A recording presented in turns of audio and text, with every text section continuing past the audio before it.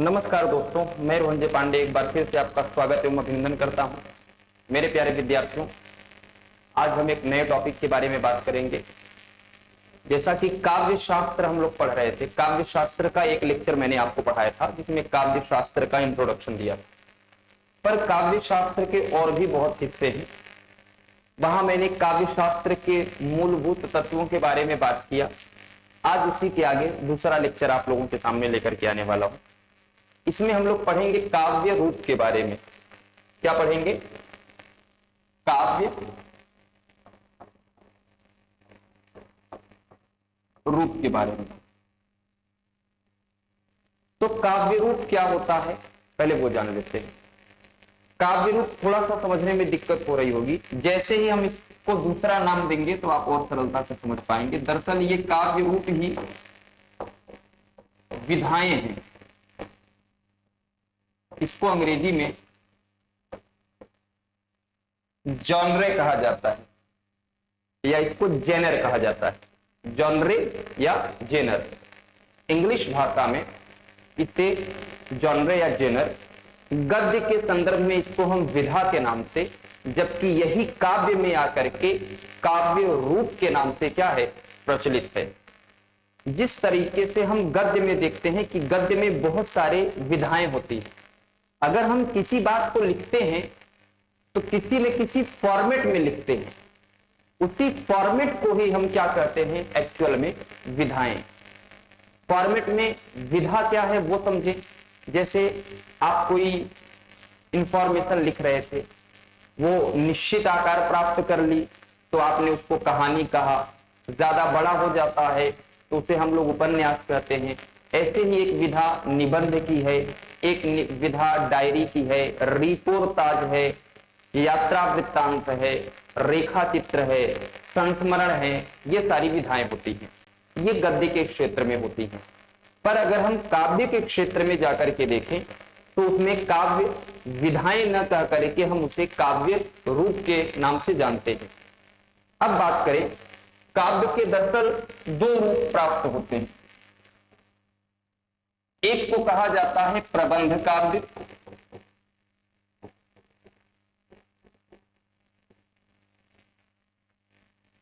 और एक को कहा जाता है मुक्तक काव्य। प्रबंध काव्य और मुक्तक काव्य क्या है, पहले वो जान लीजिएगा। इसका जो आधार बताया गया वो ये कहकर के बताया गया कि प्रबंध काव्य ऐसे काव्यों को कहा जाता है जो काव्य छंद के बंधन से बंधी हुई हो।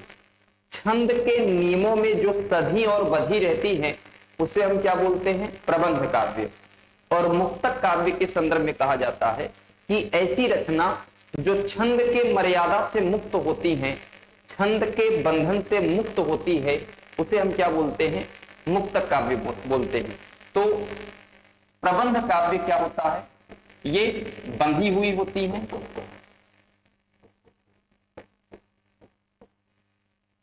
और मुक्तक काव्य नहीं बंधी होती है।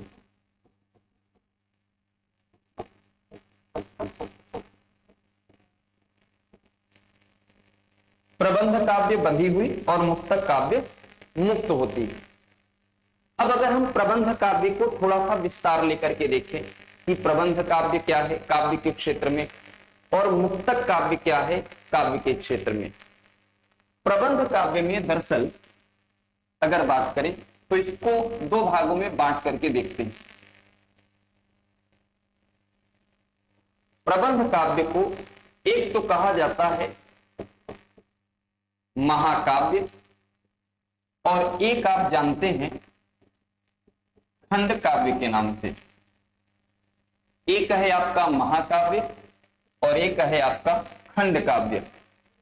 अब हम ये बात करेंगे कि क्या है प्रबंध काव्य और क्या है प्रबंध काव्य। क्या है आप सीधे सीधे आप बताएंगे, जो छंद के बंधन से क्या हो, बंधी हुई हो। ये प्रबंध काव्य भी दो भाग में बांटा गया, एक को आप खंड काव्य कहते हैं और एक को महाकाव्य कहते हैं। महाकाव्य और खंड काव्य भी कई प्रकार के हो सकते हैं। जैसे महाकाव्य के जो प्रकार माने गए हैं कि कुछ महाकाव्य काव्य तो ऐसे होंगे जो कहते हैं कि घटना प्रधान होते हैं। क्या होंगे? घटना प्रधान। कुछ ऐसे होते हैं जो वर्णन प्रधान होते हैं। कुछ ऐसे होते हैं जो दृश्य प्रधान होते हैं, और वहीं कुछ ऐसे होते हैं जो भाव प्रधान होते हैं। अर्थात महाकाव्य को हम लोगों ने कितने भागों में बांटा? घटना प्रधान, वर्णन प्रधान, दृश्य प्रधान की जगह बल्कि बेहतर होगा कि हम चरित्र प्रधान जान लीजिएगा, दृश्य नहीं। क्या? चरित्र प्रधान। महाकाव्य जो है वो बटे क्या है? 4 भाग में। कुछ ऐसे हैं जो घटना प्रधान महाकाव्य हैं, कुछ ऐसे हैं जो वर्णन प्रधान है, कुछ ऐसे हैं जो चरित्र प्रधान है, कुछ ऐसे हैं जो भाव प्रधान है। इसमें कौन कौन आता है उसको भी पहले जिक्र कर ले। जैसे चंदबरदाई की एक रचना है पृथ्वीराज रासो। पृथ्वीराज रासो मूल रूप से किस प्रकार की है? घटना प्रधान है, लेकिन इसमें वर्णन का भी हिस्सा शामिल है। तो आप यूं कह सकते हैं कि पृथ्वीराज रासो दरअसल घटना प्रधान होने के साथ साथ वर्णन प्रधान भी है। पृथ्वीराज रासो घटना प्रधान होने के साथ साथ क्या है? वर्णन प्रधान भी है। अगर हम बात करें तो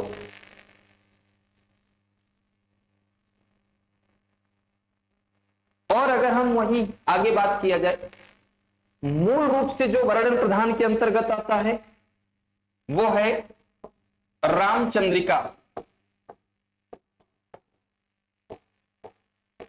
इसके रचनाकार हैं केशवदास जी। चरित्र प्रधान की श्रेणी में आता है तुलसीदास जी कृत रामचरित मानस, और भाव प्रधान की श्रेणी में आता है कामायनी। ये किस प्रकार की है? तो भाव प्रधान है। अब खंड काव्य क्या होता है? महाकाव्य की अगर हम बात करें तो महाकाव्य के इतने स्टेज हो गए। खंड काव्य में अगर देखा जाए तो इसमें दरअसल जीवन के किसी एक खंड का वर्णन होता है।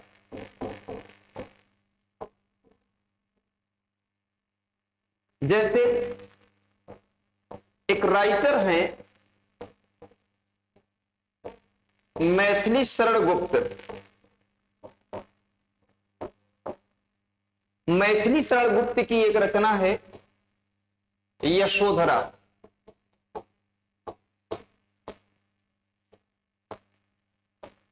एक रचना है द्वापर। ये सब केवल एक ही हिस्से में लिखी गई, इसलिए हम इनको क्या कहते हैं? तो आप एकदम धूमधाम से बताइए सरलता के साथ कि ये क्या कहे जाएंगे? खंड काव्य के रूप में जाने जाते हैं। महाकाव्य में क्या होता है? जीवन के संपूर्ण हिस्से का वर्णन किया जाता है। किसी भी व्यक्ति के बाल्यावस्था से लेकर के अंतिम अवस्था तक पूर्ण रूप से वर्णन करना, वो आपके महाकाव्य का हिस्सा होता है। जबकि खंड काव्य में क्या होता है कि किसी भी व्यक्ति के संपूर्ण जीवन के केवल एक हिस्से के बारे में अगर चर्चा की गई हो तो ऐसी स्थिति में वो क्या हो जाता है? खंड काव्य कहलाता है। अब एक प्रश्न और जानना जरूरी है कि आखिर किसी भी महाकाव्य को महाकाव्य बनने के लिए कुछ कसौटियां तय की गई हैं। वो कसौटियां किस प्रकार की हैं, हम उसकी बात करेंगे। कसौटियां भी 2 प्रकार की।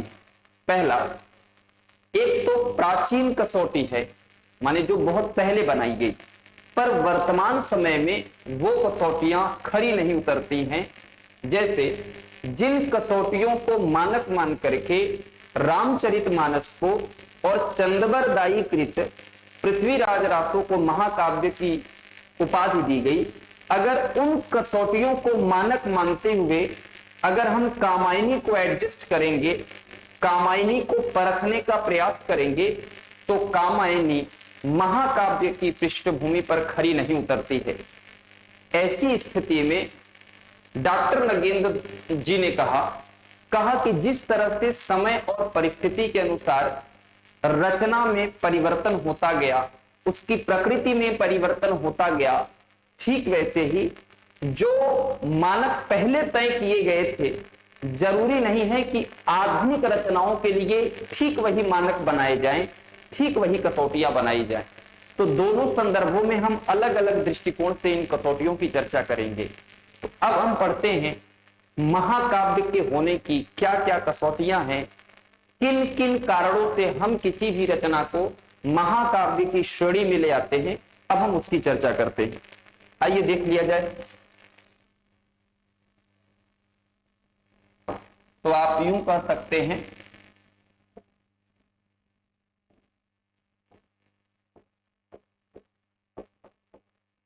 महाकाव्य की कसौटियां।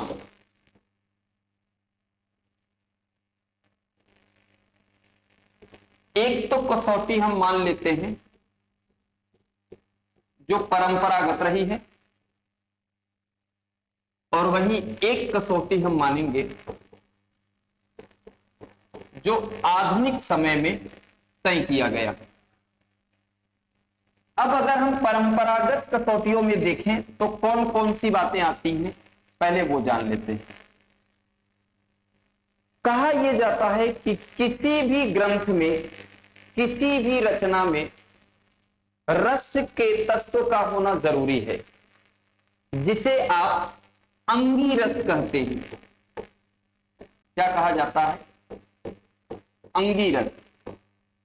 और किसी भी रचना में केवल एक रस हो तो वो महाकाव्य की उपाधि पूर्ण रूप से नहीं प्राप्त कर सकती। किसी भी रचना में कम से कम 2-3 रस होना चाहिए। जैसे एक तो हो गया श्रृंगार, एक तो हो गया वीर, एक हो गया शांत। कम से कम 3 रसों का होना जरूरी होता है, जिसे आप अंगी रस के रूप में स्वीकार करते हैं। एक तो ये। दूसरा ये कहा जाता है कि किसी भी महाकाव्य को महाकाव्य की कसौटी पर परखने के लिए उस महाकाव्य को पढ़ने से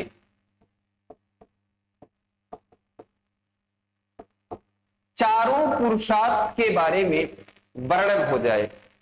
तो ये 4 पुरुषार्थ कौन कौन हैं? धर्म, अर्थ, काम और मोक्ष। ये इसकी दूसरी कसौटी है।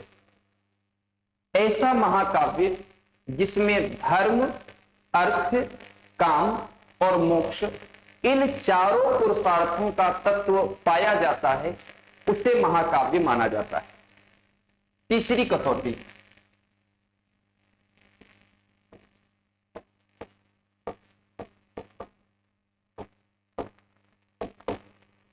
छंद वैविध्य की आती है। छंद वैविध्य का मतलब होता है छंद की विविधता। तो छंद की विविधता क्या है? इसका मतलब यह है कि अगर एक ही छंद में पूरी रचना लिख दी गई हो तो भी वो महाकाव्य की कसौटी पर खरी नहीं उतरती है। उसमें छंद में विविधता होनी चाहिए। जैसे अगर आप रामचरितमानस को देखते हैं तो उसमें दोहा, चौपाई, सवैया, अन्य कई प्रकार के छंद क्या होते हैं? शामिल होने चाहिए। दोहा हो, चौपाई हो, छप्पय हो, मतगयंद हो, कई छंद मिले, कम से कम 2-3 छंद तो उसमें होना बेहद अनिवार्य होता है। अगर ऐसा है तो वो महाकाव्य की श्रेणी में आएगा। बात केवल इतनी नहीं है, इतना तो मूल है जितना हमने यहां चर्चा किया। अगला कसौटी ये कहा जाता है कि उसमें 8 या 8 से अधिक सर्ग होना चाहिए। जो विद्वान ने महाकाव्य की कसौटी तय किया, उन्होंने कहा कि किसी भी रचना में कम से कम 8 सर्ग, 8 अध्याय, 8 कांड होना चाहिए। अगर हम इस दृष्टिकोण से देखें तो वर्तमान समय में जो सबसे महत्वपूर्ण और मशहूर महाकाव्य है रामचरितमानस, तो इस पैमाने पर, इस कसौटी पर वो खरा नहीं उतरता है। क्यों? क्योंकि रामचरितमानस में केवल 7 कांड हैं, फिर भी जीवन के सभी पक्षों को दर्शाने की उसमें अद्भुत कला है। संत तुलसीदास जी के द्वारा जो रची गई, उसमें छंद वैविध्य भी है, 4 पुरुषार्थ भी है और अंगी रस भी है। तो आप सरलता से ये कह सकते हैं कि जो परंपरागत कसौटियां बनाई गई हैं, इन सारे कसौटियों पर सभी रचना खरा उतरे, ऐसा नहीं हो सकता। इसी बात का हवाला देते हुए डॉक्टर नगेंद्र जी कहते हैं कि आधुनिक महाकाव्य की जो रचनाएं हैं, उनको परंपरागत कसौटियों से अगर हम देखेंगे तो शायद हम उसे महाकाव्य नहीं सिद्ध कर पाएंगे। बात यही तक नहीं, इसमें अगली बात जो शामिल होती है वो ये है कि जो नायक होता है वो धीरोदात्त होना चाहिए।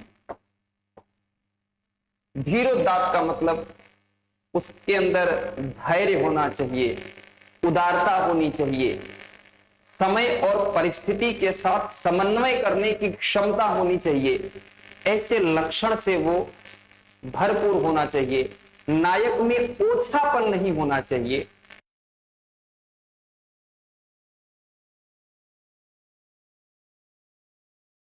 ऐसा माना जाता है। साथ ही साथ अभी और भी बहुत सारी बातें इसमें शामिल करनी है। जैसे वर्णन के मामले में अगर बात की जाए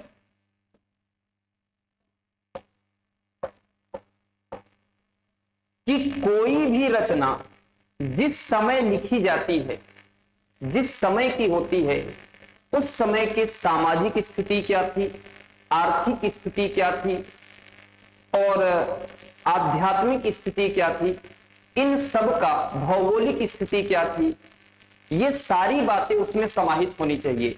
अर्थात किसी भी समाज का संपूर्ण चित्र खींचने में समर्थ होनी चाहिए। ये भी महाकाव्य की क्या है, एक कसौटी है जिसे आपको समझना होगा। तो ये कुछ महाकाव्य की स्थितियां होती हैं। अच्छा, और जब भी कोई महाकाव्य आप पढ़ते हैं तो उसके शुरुआत में मंगलाचरण होना चाहिए। इसका मतलब आप कह सकते हैं मंगल कामना, माने समाज के लोगों के हित की कामना से ही इसकी शुरुआत की जाती है, जिसमें ईश्वर की स्तुति की जाती है। अच्छा, साथ ही साथ कहा जाता है सज्जन प्रशंसा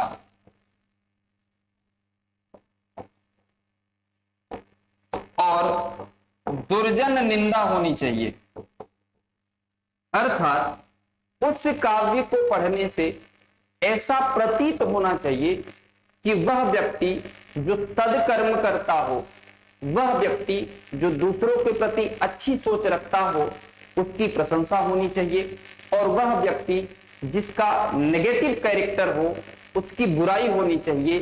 तब जाकर के वो समाज में एक अच्छा मैसेज डालने में क्या होता है, समर्थ होता है। तो ये जो मानक रहे हैं, ये दरअसल हमारे यहां ट्रेडिशनल रहे हैं, परंपरागत रहे हैं। पर डॉक्टर नगेंद्र ने कहा कि अगर हम आधुनिक दृष्टि से देखें तो हमारे पास कुछ कमियां रह जाती हैं। अगर हम कामायनी और रामचंद्रिका की बात करें, अगर हम कामायनी और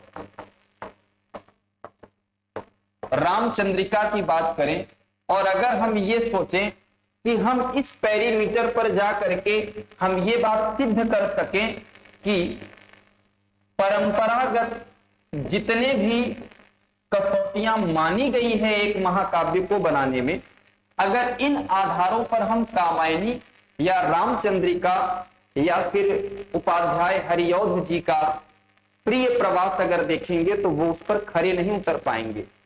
तो इनका क्या मानना है, इन्होंने कुछ आधुनिक कसौटियां तय की और उन आधुनिक कसौटियों के आधार पर इन्होंने बताया कि यह एक महाकाव्य की श्रेणी में रखा जा सकता है। आधुनिक कसौटियों में क्या क्या शामिल है मैं वो चर्चा कर देता हूं, इससे पहले आप एक स्क्रीनशॉट ले लीजिए।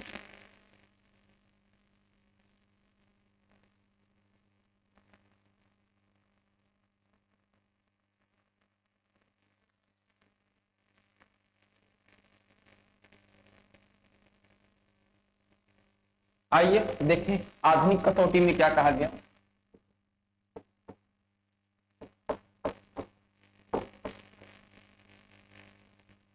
आधुनिक कसौटियां जो तय की गई हैं उसमें यह कहा गया कि एक तो उदात्त चरित्र वाला तो हो ही, महत्व पूर्ण व्यक्ति हो, या फिर गरिमा बनाए रखे।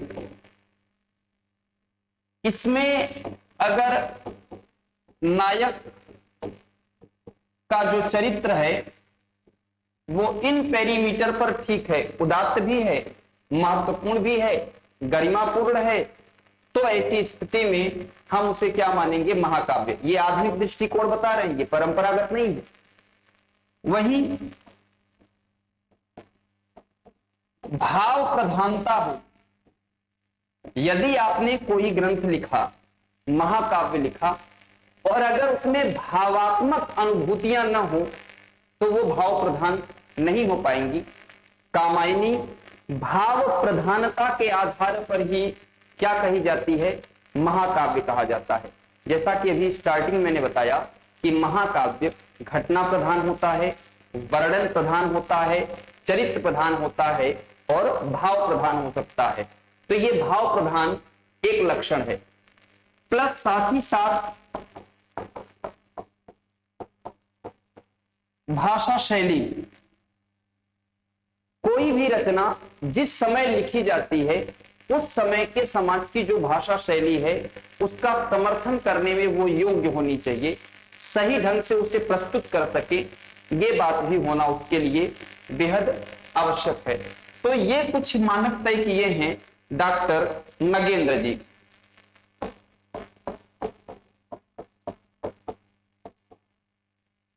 और साथ ही साथ कहते हैं कथानक। कथानक का क्या मतलब है कि कहानी टूटी फूटी ना हो। जैसे आप कोई कहानी लिख रहे हैं, बीच में आपने किसी कैरेक्टर को बेवजह एंट्री करा करके कहानी लंबी करनी चाहिए, तो ऐसा नहीं होना चाहिए। अगर आप किसी कैरेक्टर की एंट्री कर रहे हैं, किसी चरित्र को उसमें आप जोड़ रहे हैं, तो ऐसा लगना चाहिए कि नहीं नहीं, उस चरित्र की वहां क्या थी, आवश्यकता थी, वहां उसका आना क्या था, बेहद जरूरी है।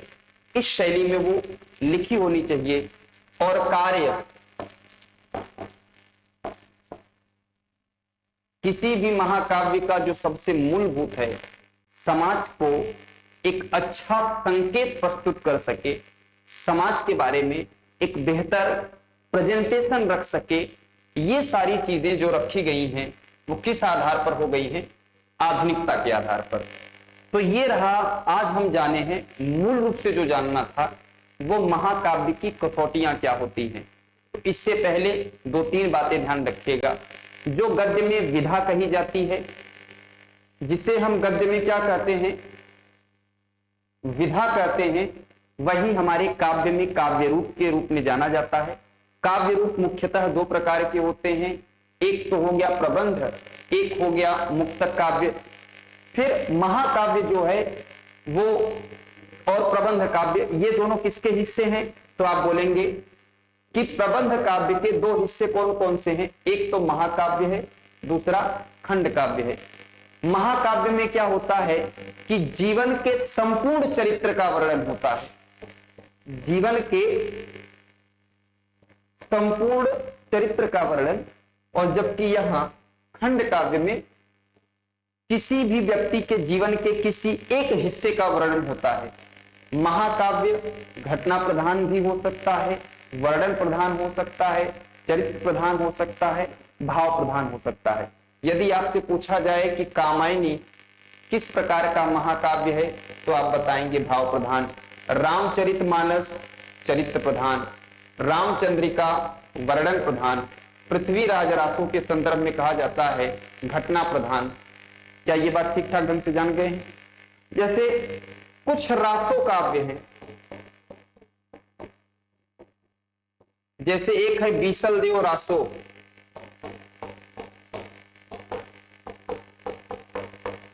ये केवल एक हिस्से में लिखी गई, केवल एक खंड लिखा गया। बीसल देव रासो के साथ साथ अगर हम बात करें हमीर रासो, ये भी केवल जीवन के किसी एक ही हिस्से का एक्सप्लेनेशन करती है, एक ही भाग को दर्शाती है। तो ऐसी स्थिति में हम आप इसको क्या कहेंगे? खंड काव्य कहेंगे। तो आज का ये जो लेक्चर रहा है वो हमारा आपका क्या रहा है? तो धूमधाम से समझिएगा कि काव्य का अगला चरण रहा है। ये टीजीटी के लिए, पीजीटी के लिए, यूजीसी के लिए, नेट के लिए, जेआरएफ के लिए बहुत ही शानदार काम करेगा। इसको धूमधाम से समझिए। इस लेक्चर का मूलभूत यही है कि क्या है महाकाव्य की कसौटियां, जिसे जानना बेहद जरूरी है। अभी इसके और भी पक्ष हैं, कम से कम 8 से 10 लेक्चर लगेंगे मिनिमम इसका परिचय कराने में। इसको विस्तार से पढ़ने में कम से कम 15 दिन लगेंगे, 15 से 20 दिन। तो हम उसको पूरा कवर करें।